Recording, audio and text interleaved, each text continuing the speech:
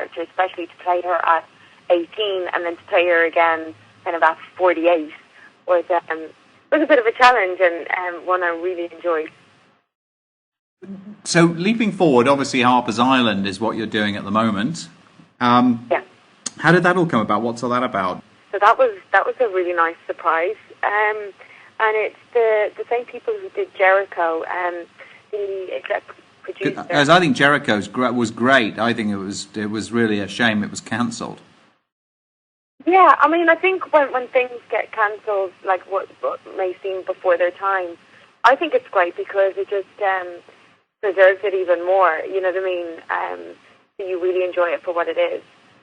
So what's your role in Harper's Island? Well, it's set in an island just off the coast of Seattle, and my character Abby Mills is from there. 7 years ago, there were 6 murders on the island, and her mom was one of them. Her dad is the sheriff of the island, and he was the one who killed John Wakefield, he shot him dead. So John Wakefield committed all these murders. So where you meet everyone is 7 years on. Abby is going back to the island because her best friend Henry is getting married, and so it's a very tricky time for her because she hasn't been back in all these 7 years. She hasn't spoken to her dad. She hasn't seen even people that she got on really well with. It's just kind of it was a time where she's just kind of blocked it out and she's tried to deal with it best she can. So she's going to face all these ghosts and memories and have to deal with relationships when she goes back. And then the murder, where weird things start happening. CBS, isn't it? It is, yeah. Yeah, CBS's new kind of Twin Peaksy type horror murder thing, isn't it? It is, yeah, and it's still, there's still like there's comedy in there and romance, and I mean, as the series goes on, I have a feeling that it will get darker and darker. So, of course, at the beginning, there's time for it to be light, as well as weird and a little bit scary. On Harper's Island, have they locked you in for about 3 seasons? I know when they do these contracts with network television. Well, Harper's, I've always been told that it's just going to be 13 episodes and no more. And the writers really, they can't extend it to 22 because they have, from the very beginning, they needed to know if it was going to be 13 or 22 to really write the arc of the show. And because people die every week, if they went to 22, there'd be no cast left. So it's really exciting because it's kind of it becomes more of an event. I mean, it's just that we're more used to over in England that series don't go on for 22 episodes. You know what I mean? So it's more similar to that. But so where are you filming all this at the moment? All up in Vancouver. Well, it's filming for however long we're all on it, goes until January. So yeah, just wait and see what then comes after that. I always remember when you did the others, because I didn't know you then, but I always thought you were a really scary ghost. you had this expression on your face. I don't know, who were you thinking about? Well, I tell you, if you with that face you were pulling in that thing, if you'd have popped out of a dark alley, you'd have frightened the life out of me. Well, poor Lydia was very confused. She didn't know what was going on.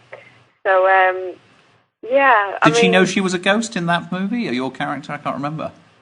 Well, for people who have seen it, yes, I was, and for people who haven't seen it, no, I wasn't. Yeah, but she did. But did the character know she was dead? No, she was really confused. She was, because that's how she lost her voice, like from just the trauma of finding out that she was dead. So, I just played her that she didn't really know what was going on and was constantly scared. And I mean, I think a bit of her knew, but she couldn't go there in her head because it freaked her out too much. And what was Nicole Kidman like? Well, I mean, most of my scenes, like I suppose most of my scenes were with her, but it was also with Fanula and Eric. So, I didn't really have kind of one-on-one scenes with her. She was very professional and very hardworking. Well, Everyone else. the director is a total genius. He's pretty special. I mean, he was only 33 when he did that, and he wrote, directed, and composed the music as well. And I mean, he's someone I'd love to work with again. He's great.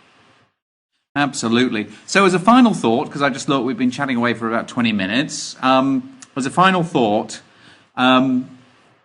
what do you think in terms of Harper's Island? What do you think it was about you particularly that they went for when casting that role? I'm probably the wrong person to ask. I mean, whenever you read for a role, you know, you can only, it's your interpretation of that role. And, I mean, everyone brings different things. So, I don't know. I mean... What would be your fantasy role for the next thing? If I could wave a magic wand and you could get to do anything you wanted in terms of acting, what would it be? Private Gar in Philadelphia, Here I Come, by Brian Friel. And why? Because I haven't read the play in ages, but when I read that play, I loved it. And I loved the character because even though it's for a male, just interesting, challenging, and so you'd like to play the male role? Yeah, well, there's Public Gar and Private Gar, and Private Gar, it's played by, you know, two actors, and Public Gar can only see Private Gar, no one else can see him, so basically it's his head, it's his thoughts, and that would be really interesting.